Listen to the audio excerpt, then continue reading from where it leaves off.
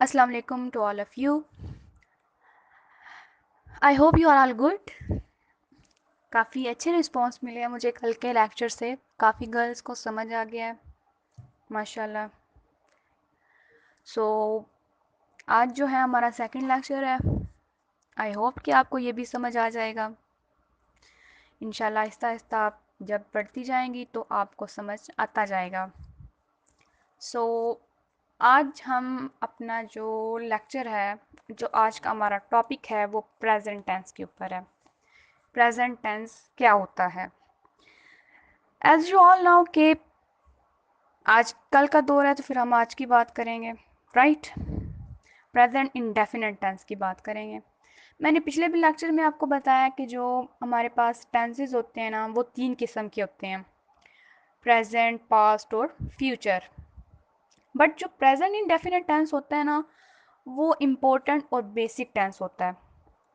यानी अगर आप दुनिया के किसी भी कोने में जाएं ना, तो अगर आपको ये टेंस आता है तो आई एम श्योर कि आपका काम चल जाएगा। तो प्रेजेंट इंडेफिनिट टेंस होता क्या है, या प्रेजेंट इंडेफिनिट टेंस की जो है आइडेंटिटी क्या है, इसको हम कैसे पहचान सकते हैं, इसकी एग्जांपल्स क्या हैं, या इसके रूल क्या हैं? ओके। तो सबसे पहले मैं आपको बताती हूँ कि प्रेजेंट इंडेफिनिट टेंस की आइडेंटिटी क्या होता है, यानी हम इसको कैसे पहचान सकते हैं।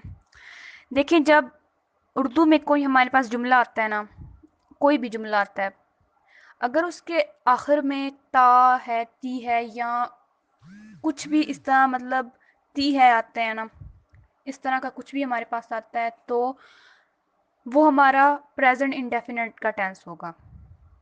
आपको समझ आ रही है? यानी अगर हमारे पास कोई भी ऐसा, मतलब उर्दू में जुमला ता है, ती है या ते है, आखिर में किसी जुमले के आता है, तो वो हमारा प्रेजेंट इंडेफिनिट टेंस होगा। आपको ये समझ आ गई है? ओके।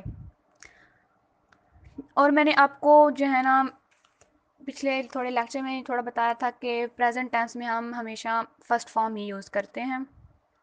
ये भी आपको समझ आ गई होगी।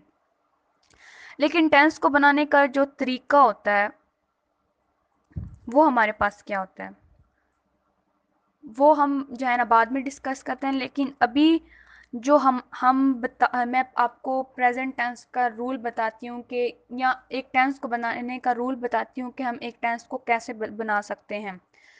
Subject plus verb plus object, ये हो गया। ये मैंने आपको पिछले लेक्चर में बताया था। प्रेजेंट इंडेफिनिट टेंस की जो, मैं आपको एक एग्जांपल देती हूँ कि प्रेजेंट इंडेफिनिट टेंस की एग्जांपल क्या है। ही गोज़ टू स्कूल, आपने काफ़ी दफ़ा ये जो है ना एग्जांपल पढ़ी होगी। ही गोज़ टू स्कूल, वो स्कूल जाता है। जाता ते आ गया ना एंड पे, तो इसका मतलब ये प्रेजेंट इंडेफिनिट का टेंस है। ओके, यहाँ तक आपको समझ आ गई होगी, आई होप। ओके, नेक्स्ट, इस टेंस में जो है ना हम वन टाइम रूल, जो प्लूरल है ना, वो यूज़ करते हैं। यानी अगर हमारे पास एक जो सब्जेक्ट या ऑब्जेक्ट, ऑब्जेक्ट को अभी जो सब्जेक्ट और ऑब्जेक्ट का होता है ना, उसका कोई रिलेशनशिप नहीं होता। जो रिलेशनशिप होता है वो सब्जेक्ट और वर्ब का होता है। अगर हमारे पास प्लूरल जो है वो टू टाइम यूज़ होना किसी सेंटेंस में, तो वो सेंटेंस हमारा गलत हो जाता है। यानी हम सिर्फ सब्जेक्ट और वर्ब पर फोकस करेंगे। इन दोनों में से जो एक है ना, उसको जो है ना वो प्लूरल होना चाहिए। ओके, सब्जेक्ट या वर्ब पर हम इन दोनों में से एक पे फोकस करते हैं, और इन दोनों में से एक को प्लूरल होना ज़रूरी है। यहाँ तक क्लियर है आपको? ओके, मैं एग्जांपल्स देती हूँ आपको, प्लूरल कैसे होना चाहिए या सिंगुलर कैसे होना चाहिए। Look, for example, I, we, they, friends, people, you. और एक बहुत बड़ी मिस्टेक जो है ना वो लोग करते हैं कि पीपल्स बोलते हैं। गर्ल्स, ये पीपल्स नहीं होता, ये पीपल ही होता है। वो पीपल जो है वो कहते ही बहुत ज़्यादा लोगों को है। तो आपने आइंदा से ये मिस्टेक नहीं करनी है। पीपल जो है वो बहुत ज़्यादा लोग होते हैं। ओके। और एक और क्वेश्चन कि आई और यू, इसका लोग कहते हैं कि आई और यू जो है वो ज़्यादा मतलब फॉर्म में क्यों आता है। लुक, अगर हम खुद को इज़्ज़त देंगे तो दूसरे हमें इज़्ज़त देंगे, राइट। तो इस वजह से आई और यू हम प्लूरल ही यूज़ करते हैं। ओके। प्रेजेंट इंडेफिनेट जो है स्ट्रक्चर, उसका क्या होता है या रूल्स क्या होते हैं उसके। फर्स्ट ऑफ ऑल तो सब्जेक्ट होता है, प्लस वर्ब होता है, प्लस ऑब्जेक्ट होता है। सब्जेक्ट जो होगा हमारा वो होगा सिंगल, सब्जेक्ट हमारा सिंगल होगा। वर्ब की हम फर्स्ट फॉर्म यूज़ करेंगे और प्लस ऑब्जेक्ट लगा के हम अपना सेंटेंस क्लोज कर देंगे। मैं आपको एक एग्जांपल देती हूँ प्रेजेंट इंडेफिनिट टेंस की, एक और एग्जांपल देती हूँ। I write a letter. Okay, I write a letter. या एक और example, he gets up early in the morning. Okay, that's clear. Okay, अब जो है वो है ई या ई एस या एस, वो हम किसके साथ लगाते हैं। वर्ब अगर हमारे पास प्लूरल है ना, वर्ब, सब्जेक्ट हमारे पास सिंगल होता है, वर्ब हमारे पास प्लूरल होगा। अगर हम इस प्रेजेंट इंडेफिनेट में अगर हमारे पास प्लूरल 2 टाइम यूज होगा तो मैं आपको पहले भी बता चुकी हूँ सेंटेंस हमारा गलत होगा। तो सब्जेक्ट सिंगल होगा, वर्ब जो है वो प्लूरल होगा, और वर्ब अगर प्लूरल होगा ना तो उसके साथ हम एस या ई एस लगाएंगे। Okay okay. सो अब हमारा आता है सवालिया जुमला, कि अगर हमारे पास सवालिया मतलब जुमला आ जाए तो फिर हम क्या करें। सेम ही रहेगा, जस्ट क्या होगा कि subject plus verb plus object, ये तो हमारा सेम होगा ना। लेकिन इसमें जो हमारे पास हेल्पिंग वर्ड्स यूज हो रहे होंगे ना, वो हम जस्ट बिगनिंग में लगा देंगे, यानी स्टार्ट पे लगा देंगे जुमले के। अगर हमारे पास हेल्पिंग वर्ब डू और डज इस्तेमाल हो रहा है तो हम, फॉर एग्जाम्पल मैं आपको एग्जाम्पल देती हूँ, डू आई प्ले म्यूजिक। जो डू हमारे पास यूज हो रहा है वो हेल्पिंग वर्ड है, और हमने सवालिया जुमले में डू को फर्स्ट पे लगाया है। ओके। और प्लूरल के साथ हमेशा जो है ना वो डू इस्तेमाल होता है, और सिंगल के साथ हमेशा डज हम लगाते हैं। Okay, that's clear. ओके, अब हम बात करते हैं प्रेजेंट कॉन्टिन्यूस टेंस की। आई होप कि आपको प्रेजेंट इंडेफिनिट टेंस समझ आ गया होगा। अब हम प्रेजेंट कॉन्टिन्यूस को डिस्कस करते हैं।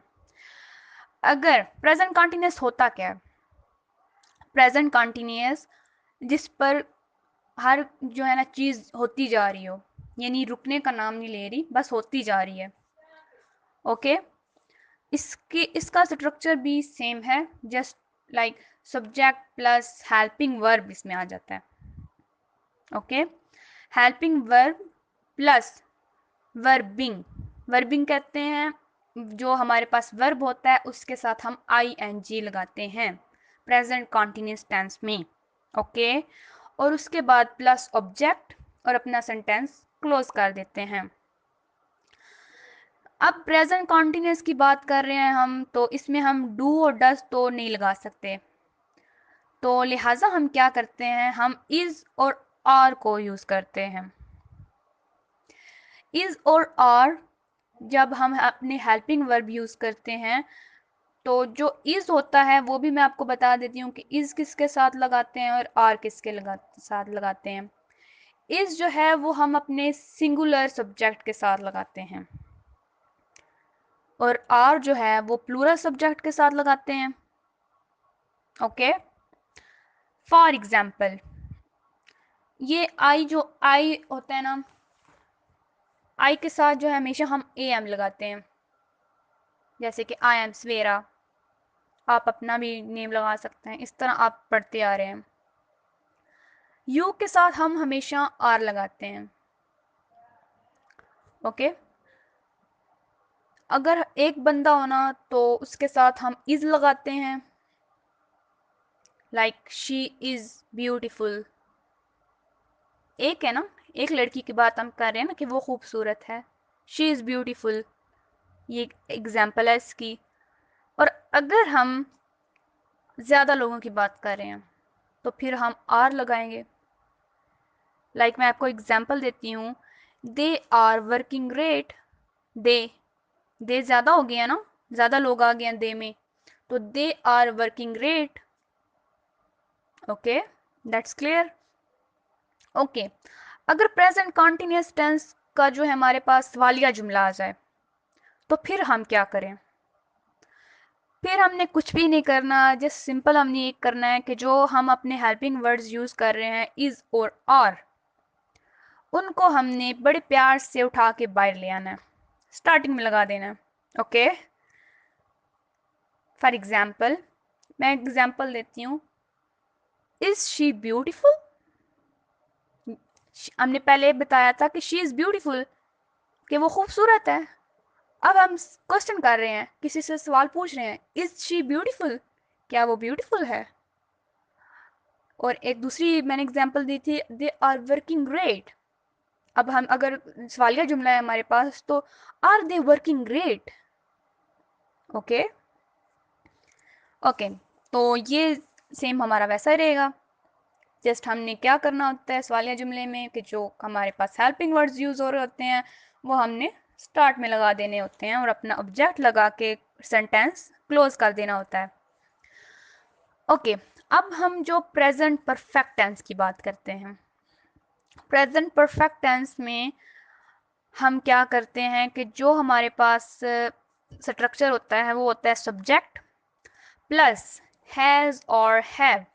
प्रेजेंट परफेक्ट टेंस में हम क्या हेल्पिंग वर्ड्स यूज करते हैं? हैज़ और हैव यूज करते हैं, उसके साथ थर्ड फॉर्म यूज करते हैं। पहले मैंने प्रेजेंट इंडेफिनिट और प्रेजेंट कॉन्टिन्यूस में बताया था कि प्रेजेंट इंडेफिनिट में मैंने बताया कि जो हम सिर्फ फर्स्ट फॉर्म इस्तेमाल करते हैं, लेकिन प्रेजेंट परफेक्ट टेंस में हम क्या करते हैं, हम थर्ड फॉर्म यूज करते हैं हैज और हैव के साथ, प्लस ऑब्जेक्ट लगा के अपना सेंटेंस क्लोज कर देते हैं। ओके ओके, तो अब हैज किसके साथ लगता है? हैज अगर एक बंदा होना तो उसके साथ लगता है, हैव ज्यादा बंदों के साथ लगेगा, ज्यादा अगर कोई चीज ज्यादा आ जाती है तो उसके साथ हैव, और अगर एक हो तो उसके साथ हैज। मैं एग्जांपल देती हूँ आपको, दे हैव डन। दे की बात हो रही है तो ज्यादा की फॉर्म में आ गया तो हम हैव लगाएंगे। I have done. अब आई के साथ हैव क्यों लगा है? क्योंकि मैंने आपको ये भी पहले बताया कि अगर हम खुद को इज्जत देंगे तो दूसरा कोई हमें इज्जत देगा ना। तो आई जो है वो हमेशा हम ज्यादा फॉर्म में ही इस्तेमाल करते हैं। ओके, इस तरह अगर हमारे पास सवालिया जुमला आ जाए इसका तो हम क्या करेंगे?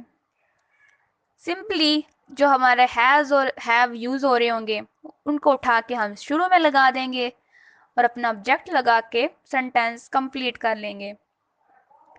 सो ये था हमारा प्रेजेंट टेंस। मैं आपको फिर से रिपीट कर देती हूँ कि प्रेजेंट टेंस क्या होता है। प्रेजेंट इंडेफिनिट टेंस ये होता है कि अगर किसी उर्दू के जुमले में हमारे पास ता है, ती है या ते है आता है तो वो हमारा प्रेजेंट इंडेफिनिट टेंस होगा। फॉर एग्जाम्पल, ये तो इसको पहचानने के रूल हैं कि इसको हम किस तरह से पहचान सकते हैं। और इसकी example, he goes to school, ये होगी एग्जाम्पल इसकी। इसका स्ट्रक्चर मैंने आपको बता दिया, subject plus verb plus object, और इसमें हमेशा हम फर्स्ट फॉर्म ही यूज करते हैं। ओके, और मैंने आपको ये भी बताया कि अगर वर्ब हमारे पास प्लूरल है तो इसके साथ हम ई एस या एस लगाएंगे। ओके। और इसमें हम जो है ना डू और डज का को यूज़ करते हैं, हेल्पिंग वर्ड्स जो हमारे होते हैं। और डू जो होता है वो प्लूरल के साथ आता है, और डज जो होता है वो सिंगुलर के साथ आता है। अब प्रेजेंट कॉन्टिन्यूस को डिस्कस करते हैं लिटरली, के subject plus helping verb plus verbing यानी आई एन जी लगाते हैं वर्ब के साथ, और प्लस ऑब्जेक्ट। और अगर सवालिया जुमला आ जाए तो क्या करें, और इसमें जो है इज़ और आर का यूज़ करते हैं हेल्पिंग वर्ड्स। और अगर सवालिया जुमला आ जाए तो इज़ और आर को जो है ना सेंटेंस के शुरू में लगा के अपना सेंटेंस कंप्लीट कर लेते हैं। और इज़ मैंने जो आपको बताया वो होता है एक एक बंदे के लिए यूज़ होता है, और आर जो है वो ज़्यादा के लिए इस्तेमाल होता है। प्रेजेंट परफेक्ट टेंस क्या होता है, सब्जेक्ट प्लस हैज़ और have plus third form plus object. इसमें हमारे पास हेल्पिंग वर्ड्स जो हैं वो हैज़ और हैव यूज़ हो रहे हैं, और जो है ना वर्ब की थर्ड फॉर्म इस्तेमाल हो रही है। हैज़ जो है वो एक बंदे के साथ, और हैव जो है वो ज़्यादा बंदे के साथ आ जाता है। और अगर सवालिया जुमला हमारे पास आ जाए तो जो इसमें हैज़ और हैव होंगे, जो भी इसमें सिंगल है अगर तो या प्लूरल है, तो अगर इसमें यूज़ हो रहा है तो वो हैज़ और हैव शुरू में हमारे पास आ जाएगा। आई होप ये आपको लेक्चर समझ आ गया होगा। दुआ में बहुत सारा मुझे याद रखिएगा। अल्लाह हाफिज़।